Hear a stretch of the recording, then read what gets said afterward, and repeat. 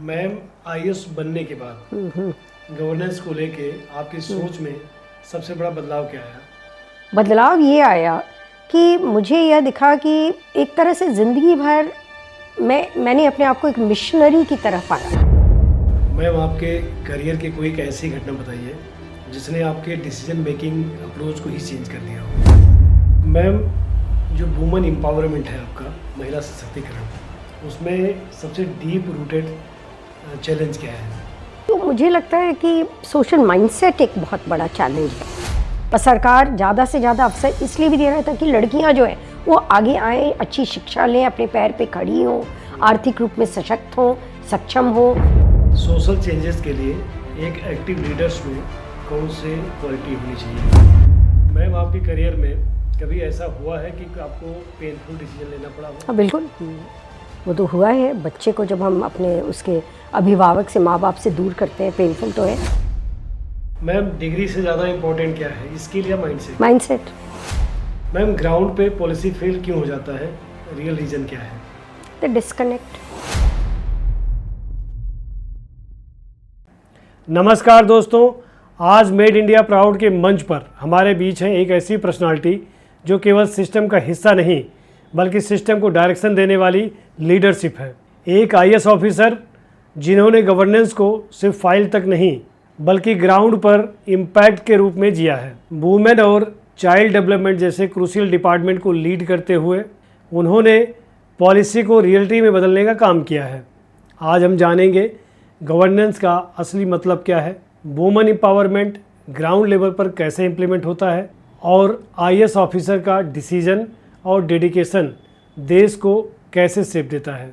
तो दोस्तों, आज हमारे साथ हैं डॉक्टर रश्मि सिंह, एक आईएएस ऑफिसर, और मैं हूं जगदीश चंद्रा, और आप देख रहे हैं मेड इंडिया प्राउड, सफ़र जारी है। मैम, मेड इंडिया प्राउड में आपका स्वागत है। थैंक यू, बहुत बहुत धन्यवाद। तो मैम, जैसे आपका वुमेन्स एम्पावरमेंट पे कोर एक्सपर्टीज रहा है आपका, तो अभी जो करंट में एक आपका अमेंडमेंट आया है महिला शक्ति बंधन पे, तो उसके बारे में थोड़ा सा कुछ बताइए। देखिए, वुमेन्स एम्पावरमेंट पे जो भी हमने उन्हें काम किया है तो वो महिलाओं के एक सशक्तिकरण को, जो सामाजिक, आर्थिक, राजनीतिक रूप में पूरी तरह से महिला कैसे सशक्त होती हैं, तो ये जो है अपना हम लोग का सरकार की तरफ से जो भी योजनाएं हैं वो समर्पित रही हैं। और मुझे मौका मिला कि मैं इस पे जो है अलग अलग कॉन्टेक्स्ट में काम कर पाऊँ, अलग अलग स्थान पर काम कर पाऊँ। लेकिन अभी जिस दौर पे हम हैं वो एक बहुत इम्पॉर्टेंट दौर है, जो आपने जिस बात की चर्चा अभी की और आज जो हम यहाँ पर मिल रहे हैं, ये दौर ऐसा है जहाँ पर पूरे देश में एक लहर है, महिलाओं के बीच में एक लहर है और उत्साह से भरी हुई हैं सभी महिलाएं। क्योंकि जो पहले लगता था कि बहुत दूर है, महिलाएं तो बस पंचायत में है, अर्बन लोकल बॉडीज़ में है और वहीं पे उनका रिजर्वेशन है, उससे ऊपर नहीं जा पा रही हैं, और यदि जा पा रही हैं तो बहुत कम संख्या में जा पा रही हैं। प्रतिशत कम था कि अगर हम देखें कि पार्लियामेंट में अब 8% टू 11%, मतलब नंबर जो है वो संख्या ये कम हो जाती थी, या फिर असेंबली में भी यदि आप देखें तो संख्या कम थी। तो अब जो ये नारी शक्ति वंदन अधिनियम, ऐसे तो 23 में ये अपना अधिनियम बना और उसमें 33% जो है वो रिजर्वेशन रखा गया महिलाओं के लिए, जिसमें कि जो शीर्ष स्तर पर जो पार्लियामेंट में महिलाएं कैसे जो है संसद में 33% जो है महिलाओं की भागीदारी हो पाए, और वैसी जो विधानसभा में कैसी भागीदारी हो पाए, लेजिस्लेटिव हर स्टेट में जो है कैसी भागीदारी सुनिश्चित हो, तो ये रिजर्वेशन लाया गया। लेकिन ये अभी जिस अमेंडमेंट की आप बात कर रहे हो, तो जिसको लेकर के कल विज्ञान भवन में बहुत बड़ा कार्यक्रम हुआ और आदरणीय प्रधानमंत्री जी ने बहुत अलग अलग वर्ग की जो महिलाएं आईं और देश के बहुत कोने कोने से महिलाएं आईं और उनको चयन किया गया था प्रतिनिधित्व के रूप में कि सबको वो बता पाए कि ये क्या हो रहा है।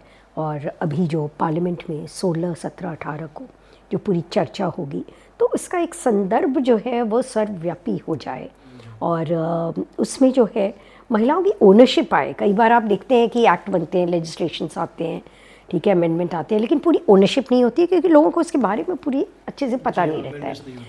तो मुझे खुशी है कि आज हम बात कर रहे हैं, क्योंकि यह भी कल बात आई कि हम लोग इस मुद्दे पे ज़्यादा से ज़्यादा लोगों को अवेयर कर पाए। तो ये जो अमेंडमेंट है देखो, ये इसलिए है कि ताकि शीघ्र रूप से जो है, जो अधिनियम जो बना है उसको शीघ्र रूप से लाया जा सके। वो कैसे है, क्योंकि शीघ्र रूप के लिए इसमें 2-3 चीज़ें थी कि जो एक्सरसाइज है कि पहले था कि वो नए सेंसस के आधार पे होगा, तो नया सेंसस में उसमें तो वक्त लगता, लेकिन अब है कि 2011 सेंसस को ही आधार मान करके जो है जनगणना को, तो ये एक्सरसाइज की कौन से सीट्स जो है वो महिलाओं के लिए आरक्षित किए जाएंगे। वही जो डीलिमिटेशन होता है, जो क्षेत्रफल जो निर्धारित किया जाता है, तो वह डीलिमिटेशन भी पहले बाद में होना था। तो 29 जो अगला चुनाव है उस तक यह संभव नहीं था। तो पिछला जो अधिनियम आया था तो उस तक यह संभव नहीं था कि 29 तक हो पाता। और 29 तक क्योंकि सरकार की यह मंशा रही है कि जल्दी से जल्दी महिलाओं को जो है ज़्यादा से ज़्यादा प्रभावी ढंग से जो है उनको भागीदार बनाना है, तो उस भागीदार बनाने के लिए 33% को लागू करने के लिए, जल्दी करने के लिए अमेंडमेंट लाए जा रहे हैं। तो इन अमेंडमेंट में 2011 सेंसस एंड डीलिमिटेशन एक्सरसाइज पहले ही हो जाएगी। तो उस पहले जो हो जाएगी तो उससे जो टोटल नंबर ऑफ सीट्स है ना पार्लियामेंट में आपके, तो वो अपना बहुत बढ़ रहे हैं। जो टोटल सीट्स हैं वो आपके जैसे अभी 543 थे, उससे 816 हो जाएंगे। और उसमें जो है 273 मतलब 273 जो है वो महिलाओं के लिए जो है वो रिजर्व हो जाएंगी। तो इस अमेंडमेंट पे अभी जो चर्चा है जो है उसमें है कि अपना, क्योंकि स्पेशल सेशन है, तो स्पेशल सेशन में सभी जो है एक मत होकर के महिलाओं के लिए जो मतलब उनकी पूरी तरह से सशक्तिकरण के लिए उनकी जो भागीदारी सुनिश्चित हो सके, तो इसमें सब लोग उत्साह के साथ भाग ले पाएँ। मैम, आईएएस बनने के बाद गवर्नेंस को लेके आपकी सोच में सबसे बड़ा बदलाव क्या आया? देखो, बदलाव ये आया कि ऐसे लगता है कि आईएएस बनना एक गोल है, ठीक है। तो जब हम परीक्षा देते हैं, उत्तीर्ण होते हैं और रिज़ल्ट होता है और हम अपनी सर्विस ज्वाइन करते हैं, तो लगता है कि एक मुकाम पे पहुंच गए। और लेकिन बदलाव ये आया कि मुझे यह दिखा कि एक तरह से ज़िंदगी भर मैंने अपने आप को एक मिशनरी की तरह पाया। तो ये मेरे अंदर बदलाव आया। क्यों? क्योंकि जब हम एक लक्ष्य जो है निर्धारित कर लेते हैं, और मैंने कुछ लक्ष्य निर्धारित किए अपने लिए, और वो लक्ष्य क्या था कि मुझे बहुत जो है एक सेक्टर जिससे कि पहचान भी बनी और मेरा व्यक्तिगत जो रुचि भी रही, और वो है महिला और बच्चों के लिए काम करने का। और ये सेक्टर ऐसा है कि बहुत सारे आईएएस अधिकारी से यदि आप बात करेंगे तो शायद ऐसा दिखेगा कि इस सेक्टर में क्या चैलेंज है, और मतलब बहुत सारे बाकी जो दूसरे सेक्टर्स हैं वो ज़्यादा अट्रैक्टिव है, लोगों के लिए ज़्यादा ग्लैमरस है। तो मुझे समहाउ जो है मतलब इस सेक्टर में काम भी करने में एक रुचि जो बनी रही, और मैंने अपने आप को वाकई एक मिशनरी ज़ील के साथ जो है इस सेक्टर में डूबते हुए पाया। ऐसा मैंने सोचा नहीं था, क्योंकि आईएएस और सिविल सर्विसेज की जो भी परीक्षा होती है, हमें लगता है कि हम अब एक मतलब जनरलिस्ट की तरह काम करेंगे। और जब हम जनरलिस्ट की तरह काम करेंगे, हम कई विभागों में काम करते हैं।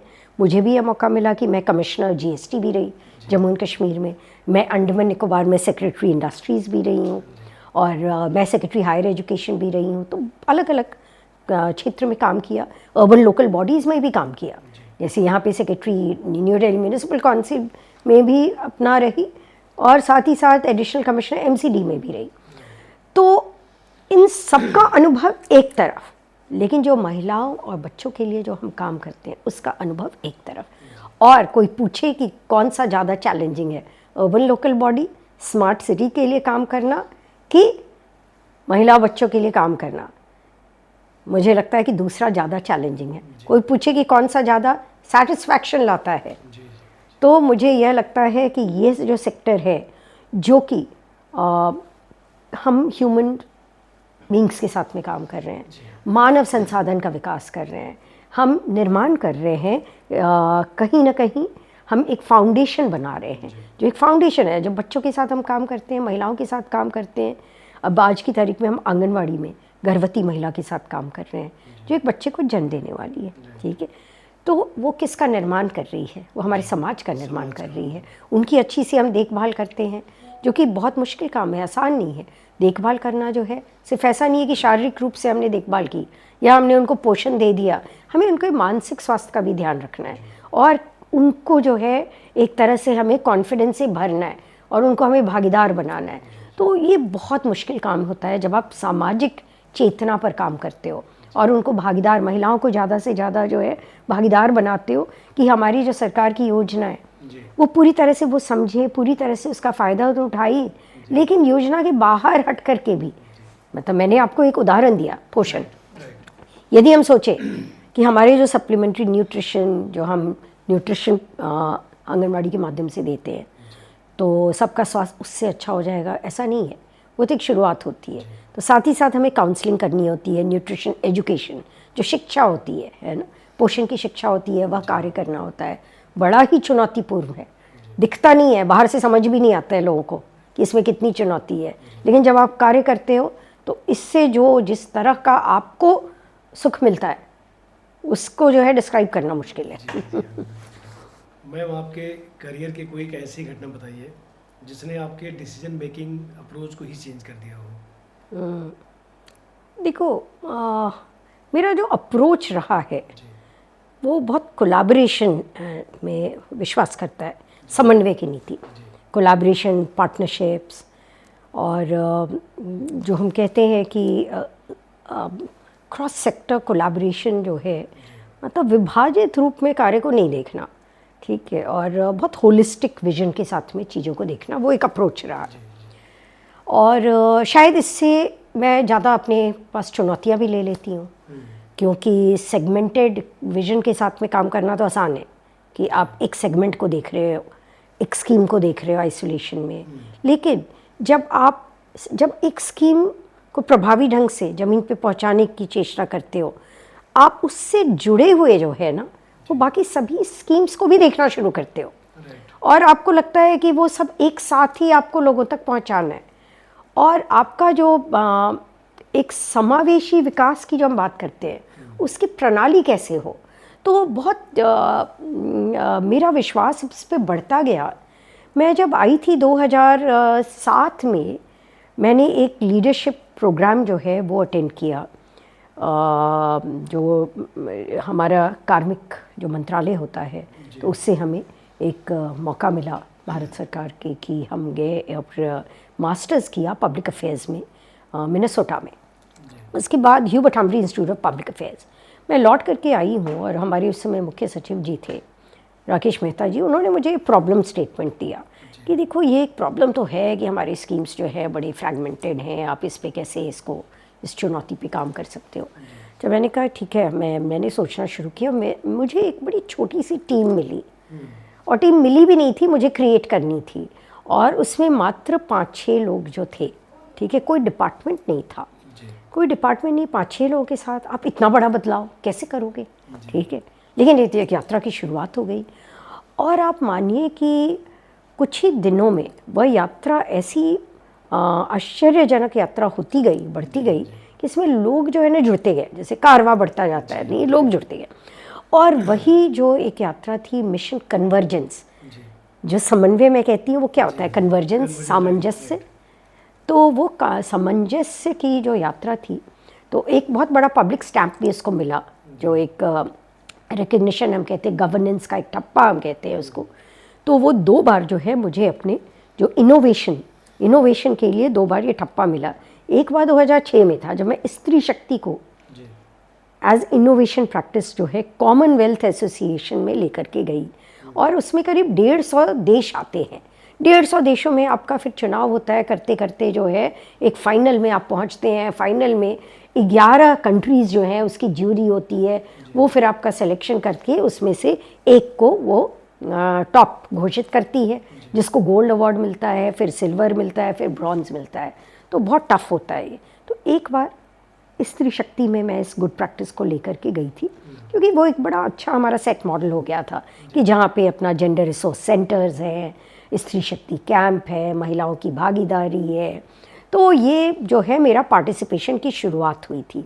लेकिन जब मैं लौटी हूँ, जो मैंने 8 की बात कही कि आप सभी स्कीम्स के समन्वय को देखिए और 5 लोगों के साथ में देखिए, तो यहाँ जो मिशन कन्वर्जेंस की जर्नी हुई वो एक बहुत ही अद्भुत जर्नी थी। उस अद्भुत जर्नी में दोबारा जो है 2 साल में ही हम फिर कॉमनवेल्थ मेले में गए और उन्होंने इसका आकलन किया और दोबारा उसको कॉमनवेल्थ अवार्ड जो है उससे नवाजा गया। तो देखिए 2 बार ये बड़ा रेयर होता है, लेकिन वो वही प्रणाली थी कि हम कैसे समुदाय तक जो है सरकार के वृहद कार्यक्रम को ले जा सकते।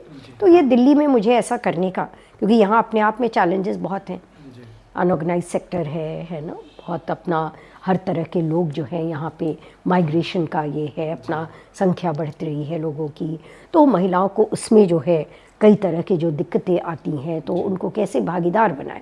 और अब जो है वही उसी तरह के जो हमारा अप्रोच है उसको लेकर के आज की तारीख में फिर एक बार काम जो है बहुत व्यापक स्तर पे शुरू हो गया है, जिसमें महिलाओं को हम लोग अपने आंगनवाड़ी के साथ में जोड़ रहे हैं। क्योंकि पिछला जो एक्सपेरिमेंट था उस एक्सपेरिमेंट में NGOs जो हैं वो बहुत जो है बड़ी संख्या में आगे आए और उन्होंने अपने अलग अलग रिसोर्स सेंटर बनाए। बीच में एक समय ऐसा आया जबकि ये कुछ कारणों से ये प्रैक्टिसेस जो हैं ये वो बंद हो गई थी। तो जब बंद हो गई थी अब हम लोग इसको रिवाइव कर रहे हैं नए रूप में, और एक सामर्थ्य आंगनवाड़ी के रूप में जो है वह आ रही है, जहाँ पे महिलाएं जो हैं वो सेंटर को अपना केंद्र बनाते हुए कैसे अपना होलिस्टिक विजन एंड मतलब कोलैबोरेशन जो है वो, उस कोलैबोरेशन में गवर्नमेंट प्राइवेट सेक्टर दोनों है। क्योंकि देखो सरकार जो है अपने संसाधन एक लिमिट तक हम पूरा ला सकते हैं, लेकिन बाकी जो है अभी जैसे हमारा जो मंत्रालय महिला बाल विकास मंत्रालय, उससे भी अपील हो रही है कि CSR पार्टनर्स भी आ गया है, कॉर्पोरेट सोशल रिस्पॉन्सिबिलिटी में यूनिवर्सिटीज़ आगे आए, नीति आयोग की भी बैठक हुई, उसमें बहुत इस पर चर्चा हुई कि कैसे जो है आंगनवाड़ी को और सुदृढ़ करने के लिए उसमें हमारे स्कूल के कॉलेजेस के बच्चे जो हैं वो भी आगे आए और वो भी अडॉप्ट करें, वो भी अपने बर्थडे को वहाँ, वो प्रधानमंत्री जी से स्वयं ये बात निकल करके आई कि वो भी अपने बर्थडे को जो है कैसे वहाँ पे मनाएं। तो ये सब चीज़ें जो है ना एक ओनरशिप, समुदाय की भागीदारी को बढ़ाता है। तो मैं इसी में जो है जो अप्रोच आपने शिफ्ट इन अप्रोच बोला, तो 7 लोगों की एक टीम से कुछ असंभव काम जो है वह संभव हो गया, क्योंकि उसमें फिर कारवां बहुत बढ़ता गया था। तो मैं अभी डिटेल नहीं कर सकती हूँ कि कैसे बढ़ता गया था, लेकिन वही अब हम लोग प्रयास कर रहे हैं कि अप्रोच वही रखें कि हम सर्वांगीण विकास पे कार्य कर पाए और आंगनवाड़ी का एक समर्थ केंद्र जो है वह हम लोग की धुरी बन जाए। मैम, जो वुमेन एम्पावरमेंट है आपका, महिला सशक्तिकरण, उसमें सबसे डीप रूटेड चैलेंज क्या है? देखो मुझे लगता है कि सोशल माइंडसेट एक बहुत बड़ा चैलेंज है, क्योंकि हम कुछ भी हम स्कीम सरकार के कार्यक्रम से लेकर के आते हैं। जैसे दिल्ली में आपने लखपति बिटिया योजना नाम सुनी होगी, जिसमें कि बच्चियों के जन्म से लेकर के उसको जो है अपना उच्च शिक्षा तक प्रोत्साहित करने के लिए सरकार की तरफ से उसको वित्तीय सहायता जो है वो दी जा रही है, शुरू हो गई है। इसी तरह से अन्य कार्यक्रम भी हैं जिसमें कि बच्चियों के लिए जो है महिलाओं के अर्बन मोबिलिटी के लिए जो है, जैसे आपने पिंक स्मार्ट कार्ड वो देखा होगा कि अपना वो कैसे निःशुल्क जो है वो अपना DTC में यात्रा कर पाए, और बिल्कुल तो और उसका जो है इजी ट्रांजिशन हो पाए मेट्रो में भी, ठीक है, अन्य यातायात के साधनों पे। तो ये सब बहुत योजनाएं तो हैं, लेकिन जो सोशल माइंडसेट है परिवार के अंदर, मतलब सिर्फ पब्लिक स्पेस की बात नहीं है। देखिए सरकार तो पब्लिक स्पेस को देख रही है, इंफ्रास्ट्रक्चर को देख रही है, ठीक है, चीज़ों को सुगम बना रही है और अवसर जो है वह क्रिएट करती है।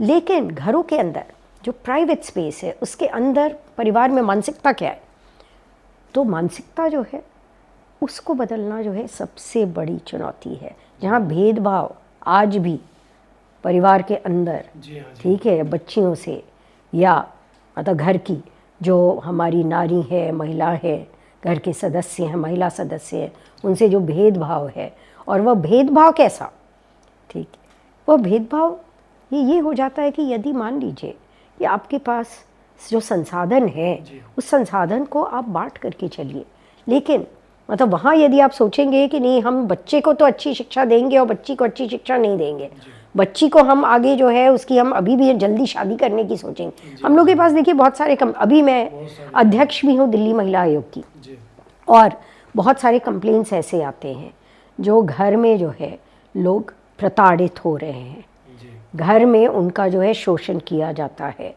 तो इसको मानसिकता को बदलना जो है बहुत ज़रूरी है। बेटी बचाओ बेटी पढ़ाओ मानसिकता पे काम कर रहा है और सरकार ज़्यादा से ज़्यादा अवसर इसलिए भी दे रहा है ताकि लड़कियां जो है वो आगे आएँ, अच्छी शिक्षा लें, अपने पैर पे खड़ी हों, आर्थिक रूप में सशक्त हों, सक्षम हों, ताकि उनका जो उनकी निर्भरता किसी और पे नहीं रहे और वो आत्मनिर्भर बन पाए, सेल्फ डिपेंडेंट बन पाए।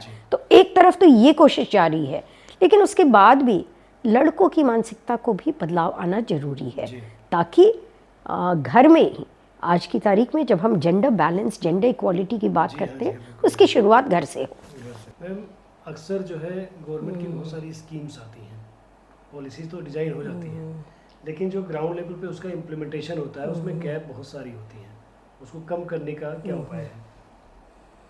देखिए, दो चीज़ें हैं कि जब हम डिज़ाइन करते हैं, ठीक है, जो फ्रेमवर्क बनता है उसको जिसको ज़मीन तक पहुंचाना है उसको सक्षम बनाना भी बहुत ज़रूरी होता है, उसकी ट्रेनिंग बहुत ज़रूरी होती है, उसकी कैपेसिटी बिल्डिंग बहुत ज़रूरी है, उसकी ओरिएंटेशन बहुत ज़रूरी है। क्योंकि कई बार देखो हम ट्रेनिंग दे देते हैं थ्योरी में, ठीक है, लेकिन मतलब उनको पूरी तरह से आपने जो है लोगों को उसकी फ़िलॉसफी, उसकी आइडियोलॉजी, उसके आदर्श क्या हैं, उसके पीछे मूल्य क्या है, उसके पीछे सिद्धांत क्या है, इसमें यदि आपने नहीं तैयार किया तो लोग पूरी तरह से आप हमारी जो प्रणाली होती है ना वो उसके साथ में ना स्पिरिट में नहीं जुड़ पाते हैं। और मैं हमेशा कहती हूँ जो मेरी टीम होती है, ठीक है, उससे मैं हमेशा ये अपील करती हूँ कि भाई जब हम कोई भी कार्य करें तो उसको हम लेटर एंड स्पिरिट में करें। तो मतलब यह नहीं कि हमने तो एक सर्कुलर दे दिया, हमने जो है एक ऑर्डर पारित कर दिया, अब सचिवालय में मैं चाहूँ तो मैं बैठ कर के यही कार्य करूँ, लेकिन मैं तो आंगनवाड़ी के बीच जाती रहती हूँ, ठीक है, अभी जैसे पोषण का पूरा पखवाड़ा चल रहा है और मैं खूब जाती हूँ उनके बीच में, क्योंकि मुझे पता है कि मतलब जिसको पोषण के बारे में सही जानकारी देनी है वो हमारी आंगनवाड़ी की बहनें ग्रास रूट पे, यदि मैं उनके साथ में डायरेक्ट एक मानवीय संबंध रखूँगी, ठीक है, तब वो मेरी बात को कहीं ज़्यादा समझ पाएंगे और उस भावना से भरना बहुत ज़रूरी होता है। तो मुझे ये एक बहुत बड़ा चैलेंज दिखता है कि हम कई बार उस भावना को नहीं ला पाते हैं, ठीक है, तो इम्प्लीमेंटेशन बॉटलनेक रह जाता है कि हम बड़े ब्यूरोक्रेटिक हो जाते हैं। तो ब्यूरोक्रेटिक जो ब्यूरोक्रेसी वर्ड है, तो ब्यूरोक्रेसी वर्ड एंड उसमें ब्यूरोक्रेटिक जो प्रोसीजर्स है उसमें कई बार लोग फंस जाते हैं। और उसमें मतलब अगर आप कई बार आप देखोगे कि स्कीम में कि ये हमारा ये डॉक्यूमेंट की आपकी कमी है इसलिए नहीं हो पाएगा, तो मेरा हमेशा यही एक सुझाव रहता है लोगों को, डायरेक्शन भी रहता है, हिदायत भी रहती है जो मेरे कार्य प्रणाली कार्य क्षेत्र में आते हैं कि तुम बनवाओ ना फिर डॉक्यूमेंट को, अगर कमी है तो तुम उस गरीब व्यक्ति को क्यों बोल रहे हो करने के लिए, तुम खुद उसकी मदद करो, और ये फिर करते भी हैं। तो इसलिए बहुत ज़रूरी है कि हम अपना ना अप्रोच जो है जो to reach the last mile, जो लास्ट माइल डिलीवरी है, तो उस लास्ट माइल डिलीवरी के लिए जो ओनर्स है हम ये नहीं सोचें कि हमारे पीछे कोई भागे, हमें उनके पास तक जाना है और हमें उनके पास तक जा कर के उनकी भाषा को समझना है, उनके दर्द को समझना है, जो वंचित है, जो हमारी स्कीम के रहते हुए जिसको लाभ मिलना चाहिए यदि उसके बाहर है, तो कर्तव्य किसका है, हमारा कर्तव्य है। और जागरूक यदि उनको होना है, हम कई बार कह देते वो जागरूक नहीं है, तो फिर कहीं ना कहीं कमी है ना कि हम उनको जागरूक नहीं कर पाए। तो कोशिश यही रहती है कि जागरूक करें, लेकिन उसके बाद तभी भी एक बहुत बड़ी चीज़ ये आती है कि इसमें समाज को भी एक चेतना अपने अंदर पूरी तरह से रखनी होगी। क्योंकि यदि आपको पता है किसी स्कीम के बारे में, आपको पता है किसी कानून के बारे में, आपकी भी जिम्मेदारी बनती है कि आप दूसरे को बताएं जिसको नहीं पता है। बिल्कुल, तो एक स्पाइरल इसका चेन बन जाता है। मैम, वुमेन एम्पावरमेंट को सस्टेनेबल बनाने के लिए सबसे इम्पोर्टेंट फैक्टर क्या है? देखो, मुझे एक ना इसमें घटना याद आ रही है कि मैं गई थी ब्राज़ील, ठीक है, अपने नाम सुना हुआ बोल्सा फैमिलिया, ये सब कोई गुड प्रैक्टिस वो देखने के लिए गई थी। तो जिससे मेरी समझ उससे भी अपना काफ़ी आई कि कैसे जो है हम कम्युनिटी लेड जो है डेवलपमेंट में और समग्र विकास में वहाँ क्या प्रिंसिपल्स वो इस्तेमाल कर रहे हैं एंटी पॉवर्टी प्रोग्राम्स में। तो मैंने एक चीज़ देखा कि वहाँ पर कुछ लोग जो महिलाएं आई थीं और लाइन में खड़ी थीं, उन्होंने कहा कि देखिए हमें सरकार जो है वो फ़िश तो दे रही है, बट मतलब we want to learn fishing, ऐसे करके उन्होंने अपनी भाषा में बोला। ठीक है, जो म्यूनिसिपल मैनेजर्स थे उन्होंने बताया कि आप मैडम इन लोग से जो सुझाव जानना चाह रही हैं वो कह रहे हैं कि ठीक है हमें जो है सक्षम बनना है। ठीक है, तो सक्षम बनने के लिए मैंने पूछा कि आप क्या सोच रहे हैं, तो ट्रेनिंग है, कैपेसिटी बिल्डिंग है। तो आज की तारीख में सस्टेनेबल बनाने के लिए विमेन एम्पावरमेंट को बहुत जो सरकार का एक फोकस है वो यह भी है कि जैसे आपने सेल्फ हेल्प ग्रुप मूवमेंट देखा होगा, करीब 10 करोड़ समूह है। तो ये जो समूह की महिलाएं हैं उनको पूरी तरह से सक्षम बनाने के लिए, आत्मनिर्भर बनाने के लिए क्या प्रयास होता है। तो एक तरफ कैपिटल है, क्रेडिट लिंकेजेस है, लेकिन साथ ही साथ उनकी जो है उनके हुनर का विकास, उनको मार्केटिंग का, उनके सर्विसेज को जो है, सर्विस सेक्टर में भी बहुत लोग हैं, तो सर्विस सेक्टर की भी मार्केटिंग कैसे हो। लघु उद्योग ही सिर्फ नहीं है, लघु उद्योग तो अभी दिल्ली में आपने देखा होगा कि सेल्फ हेल्प ग्रुप जो है उसको लेकर के जो है महिलाओं का आह्वान किया गया है कि सेल्फ हेल्प ग्रुप जो है वो ज़्यादा से ज़्यादा अपने आप को रजिस्टर भी करें और साथ ही साथ जो है वो एक हार्ट में अपने उद्योग को कैसे जो है वो अपने प्रोडक्ट्स को लिंक कर सकती हैं। तो इस बात की बजट स्पीच में दिल्ली के मुख्यमंत्री जी ने अनाउंस किया है इस चीज़ को, और वो महिला बाल विकास के भी मंत्री हैं। मतलब हमारे इसके साथ में जो है विमेन एंड चाइल्ड डेवलपमेंट के साथ में इन दोनों चीज़ों को जो है इसकी कार्य योजना बनाई गई कि हम लोग कैसे ज़्यादा से ज़्यादा महिलाओं को हम समूह और उद्योग के साथ जोड़कर उनको आत्मनिर्भर बना पाए आर्थिक रूप से। तो ये सस्टेनेबल मॉडल है। तो सस्टेनेबल मॉडल जो है वो पूरा हो जाता है कि महिलाएं फिर खुद अपना रास्ता ढूंढ लेंगी। तो आर्थिक सशक्तिकरण, सामाजिक सशक्तिकरण दोनों कैसे साथ साथ चल पाए, तो उसके लिए जो समर्थ आंगन की भी बात कही, आंगनवाड़ी, तो वही एक हब है। उस हब में जो है आज की तारीख में आप देखेंगे कि पालना, क्रश, वर्किंग विमेन, कि वो वर्किंग विमेन है, बच्चों को कहाँ छोड़े, नहीं बच्चे कैसे सुरक्षित रहें। तो वो हमारे दिल्ली के पालना में जो है बच्चों को इधर जो है शुरुआत हुई कि वो उनको एक बहुत सुरक्षित स्थान मिल पाए, बच्चों की देखभाल हो पाए, वह भी महिलाओं की इकोनॉमिक एम्पावरमेंट को बढ़ाएगा। ठीक है, तो सस्टेनेबिलिटी तभी है जब वो अपना जो है रास्ता फिर आगे स्वयं तय कर लेंगी। बिल्कुल, तो हमेशा वो सरकार पे फिर निर्भर होने की बात खत्म हो जाती है, निर्भरता वो आत्मनिर्भर बन जाती हैं। सोशल चेंजेस के लिए एक एक्टिव लीडर्स में कौन से क्वालिटी होनी चाहिए? अच्छा, देखिए सोशल चेंज आसान तो नहीं है, ठीक है, कॉम्प्लेक्स है, सामाजिक बदलाव। मुझे लगता है कि इसमें संवेदना बहुत ज़रूरी, सहयोग बहुत ज़रूरी, ठीक है, और कहीं ना कहीं संवाद भी बहुत ज़रूरी है। तो ये तीनों चीज़ बहुत ज़रूरी है कि संवाद भी हो, संवेदना हो, सहयोग हो। तो जिनके साथ आप काम कर रहे हैं, जिनके लिए काम कर रहे हैं, ठीक है, वह एक सहयोगी के रूप में आपको देखें और आप भी उन्हें देखें सहयोगी के रूप में। ऐसा नहीं कि वो हमारा टॉप डाउन अप्रोच हो, बहुत ज़्यादा गैप हो। तो इसलिए ज़रूरी है कि हम भागीदार बनाएं और जितनी हमारी मतलब लिसनिंग कैपेसिटी भी हो, हम सुन भी सकें, लेकिन सुनने के साथ साथ हम कम्युनिकेशन भी हमारा अच्छा होना चाहिए, हम अपनी बात से उनको समझा भी पाएँ लोगों को। ये दोनों जो है, इसलिए मैंने संवाद की भी बात कही। संवाद is like a two way communication. Ma'am, high pressure situation में डिसीजन लेते समय आप किस प्रिंसिपल पे सबसे ज़्यादा फोकस करती हैं?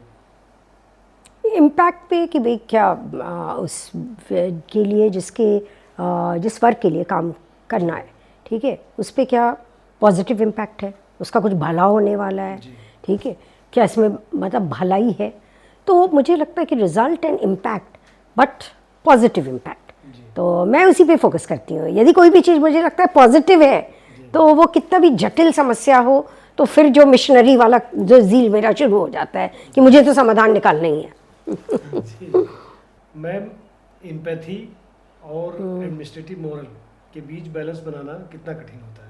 बिल्कुल कठिन नहीं होता है, क्योंकि बिना आप एम्पैथी के एडमिनिस्ट्रेटिव मॉरल नहीं, एंड दोनों जो है साथ साथ हैं, एक ही सिक्के के दो पहलू हैं। तो एक तरफ एम्पैथी तो ज़रूरी है ना एडमिनिस्ट्रेटिव मॉरल के लिए, बिना उसके मॉरल कहाँ।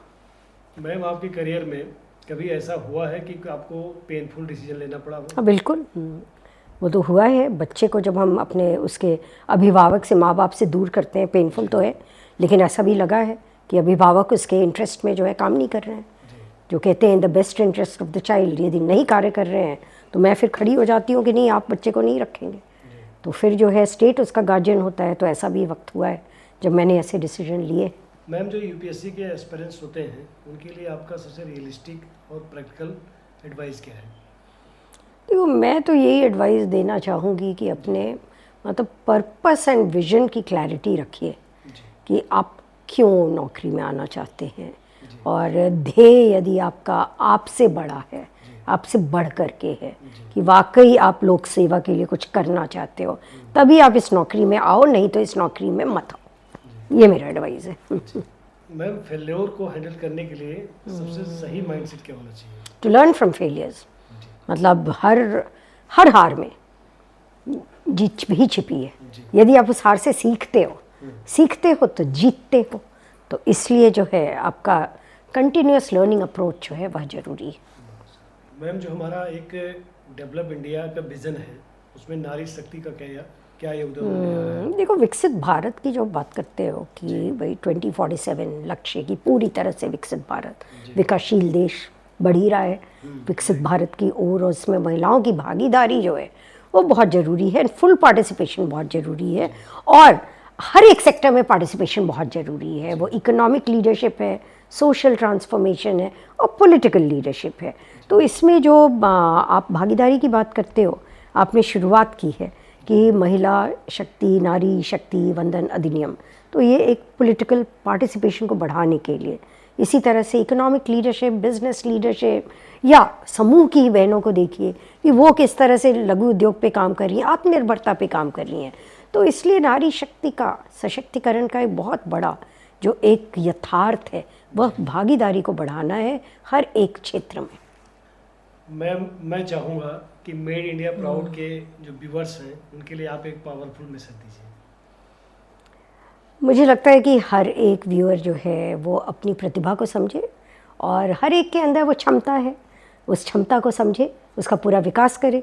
विशेषकर महिलाओं की यहाँ पे बात हो रही है, तो हर एक महिला जो है अपनी क्षमता की ऐसी वृद्धि करे कि वो अपना मेक इंडिया प्राउड में हर एक महिला जो है उस पर हमें गर्व हो। तो ये मेरा विजन है। मैम, डिग्री से ज़्यादा इम्पोर्टेंट क्या है, स्किल या माइंडसेट? माइंडसेट। मैम, ग्राउंड पे पॉलिसी फेल क्यों हो जाता है, रियल रीज़न क्या है? The disconnect. ठीक है, डिस्कनेक्ट दोनों का जिनके लिए है और जो बना रहे हैं, तो that connect is important. Ma'am, जो वुमेन एम्पावरमेंट स्लोगन है या रियल चेंज? वो रियल चेंज, बिल्कुल। मतलब ये वर्तमान भी है, भविष्य भी है।